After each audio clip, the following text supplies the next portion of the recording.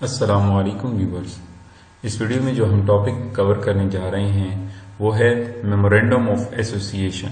ये promotion and formation of a joint stock company के chapter से टॉपिक लिया गया है, जिसमें जब भी कंपनी बनती है तो उसके लिए जो बेसिक लीगल डॉक्यूमेंट्स इशूड होते हैं वो हमारे पास 3 किस्म के होते हैं, जिसमें है memorandum of association, articles of association और प्रोस्पेक्टस। जिसमें सबसे पहला जो डॉक्यूमेंट है वो है मेमोरेंडम ऑफ एसोसिएशन, जो कि इस वीडियो का टॉपिक है। तो इस वीडियो को शुरू करते हैं। A memorandum of association is a legal document। ये एक कानूनी या लीगल डॉक्यूमेंट है जो कि prepared in the formation and registration process of a limited liability company, कि जो कि बनाया जाता है जब हम कंपनी की फॉर्मेशन कर रहे हो, कंपनी को बना रहे हो या रजिस्टर कर रहे हो। कौन सी कंपनी को? Limited liability company. अभी वो प्राइवेट लिमिटेड कंपनी भी हो सकती है और पब्लिक लिमिटेड कंपनी भी हो सकती है। तो जब भी इनकी फॉर्मेशन या रजिस्ट्रेशन प्रोसेस में ये जो डॉक्यूमेंट है मेमोरेंडम ऑफ एसोसिएशन, ये हमारे पास बनता है। It is also known as the charter of a company. ये इसको हम चार्टर ऑफ द कंपनी भी कहते हैं। चार्टर कहते हैं मंशूर को, ये कंपनी का मंशूर होता है। कि the memorandum of association sets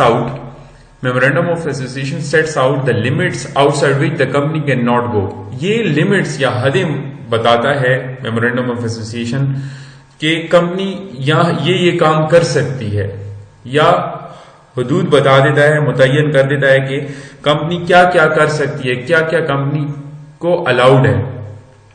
it's main purpose, इसका मेन मकसद क्या है? Is to enable shareholders, creditors and all those who deal with the company. मतलब ऑल द स्टेक होल्डर्स को ये क्या करती है, जो कि ऑल द स्टेक होल्डर जो कि कंपनी में इंटरेस्टेड हो या जो कंपनी के साथ डीलिंग कर रहे हो, आया वो शेयर होल्डर हो गया, क्रेडिटर्स हो गया, या कोई भी पार्टी हो जो कंपनी के साथ डील कर रही हो, उसको बताती है कि what is it's permitted range of enterprise. कि जो एंटरप्राइज है वो क्या क्या, मतलब उसकी जो स्कोप है या वो क्या क्या काम कर सकती है, क्या क्या उसको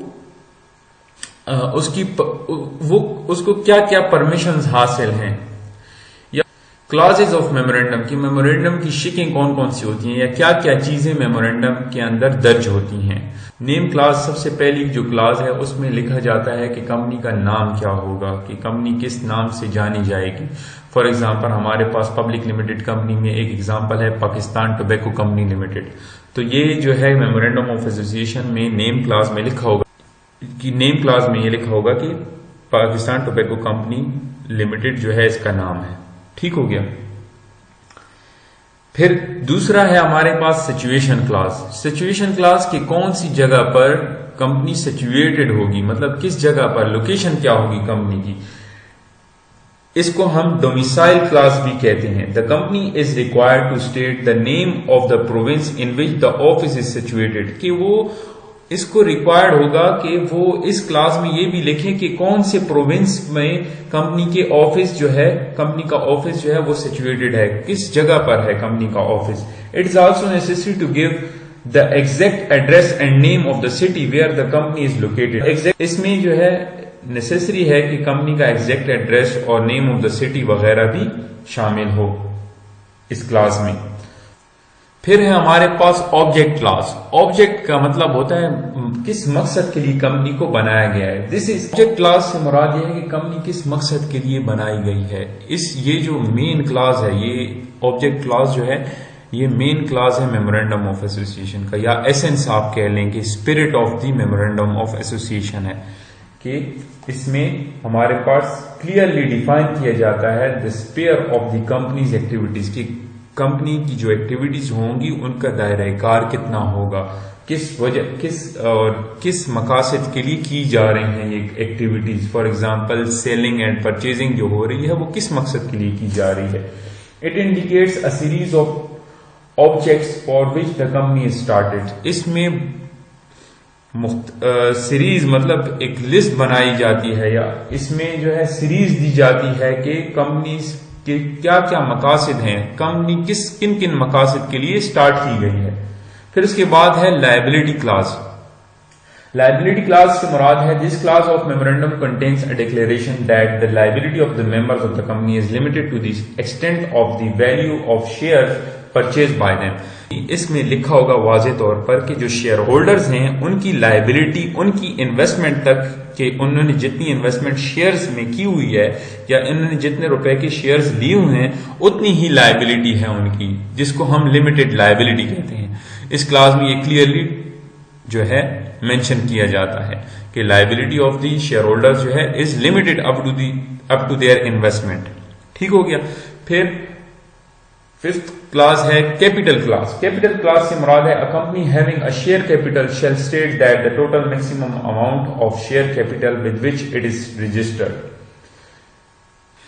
इस क्लास में लिखा होगा कि कंपनी कितने शेयर्स को इश्यू कर सकती है, कितनी मालियत के शेयर को इश्यू करके कैपिटल को रेज कर सकती है। फॉर एग्जांपल 10 लाख रुपए का कैपिटल वो रेज कर सकती है, लेट्स से कि 1 मिलियन का कैपिटल वो रेज कर सकती है। इसकी कंपनी को इजाजत है, जिसको हम रजिस्टर्ड कैपिटल भी कहते हैं या ऑथोराइज कैपिटल भी कहते हैं। कि ऑथोराइज कैपिटल से मुराद के मेमोरेंडम ऑफ एसोसिएशन में कितना कैपिटल रेज करने की इजाजत कंपनियों को मिल गई है।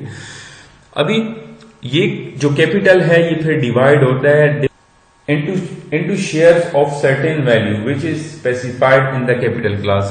कि फॉर एग्जांपल 10 लाख का जो कैपिटल है वो उसमें हमारे पास 10,000 शेयर्स हैं और एक शेयर की वैल्यू जो है वो 100 है। तो 100 के साथ अभी हम 10,000 मल्टीप्लाई करें तो हमारे पास 1 मिलियन आता है, 10 लाख आता है। ठीक हो गया। ये देखें कैपिटल क्लास में हम लिखते हैं कि कितना कैपिटल हमने ऑथोराइज, हमें इजाजत कितनी है 10 लाख की कैपिटल रेज करने की। और एक कितने शेयर्स हैं, नंबर ऑफ शेयर्स कितने हैं, नंबर ऑफ शेयर्स हैं हमारे पास 10,000 शेयर्स हैं।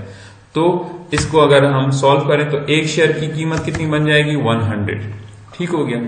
ये कैपिटल क्लास में लिखा होगा। सबसे पहले क्या लिखा होगा कि ऑथोराइज कैपिटल कितना है, कितना कैपिटल कंपनी रेज कर सकती है bye issuing shares.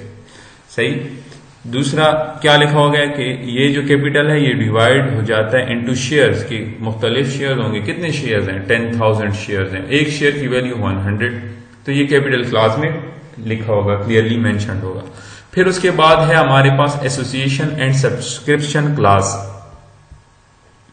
Association and subscription class में ये लिखा होता है कि in case of public limited company 7 बंदे या 7 पर्सन, जिसको हम प्रोमोटर्स ऑफ द कंपनी भी कहते हैं, और इन case of private limited company 2 promoters का होना जरूरी। एसोसिएशन एंड सब्सक्रिप्शन क्लास में डिक्लेरेशन होती है कि जो 7 प्रोमोटर्स ऑफ द कंपनी हैं या 2 प्रोमोटर्स ऑफ द कंपनी हैं, 7 किसमें, पब्लिक लिमिटेड कंपनी में और 2 प्राइवेट लिमिटेड कंपनी में, ये जो है डिक्लेयर करते हैं कि हमने जो है ये कंपनी हम ये कंपनी बनाने के लिए रजामंद हैं और एग्री करते हैं कि हम कुछ शेयर्स भी खरीदेंगे अपने नाम पर। और फिर वो सिग्नेचर करते हैं और इसके साथ साथ विटनेसेस, गवाह भी इनके साथ गवाही दे देते हैं सिग्नेचर करके। और इस तरह जो है वो ये लोग जो है कंपनी के शेयर्स को सब्सक्राइब कर लेते हैं, पहली दफा कंपनी से परचेज कर देते हैं। और कम से कम एक सब्सक्राइबर के लिए या एक सब्सक्राइबर के लिए एक शेयर का लेना जरूरी है। ठीक हो गया।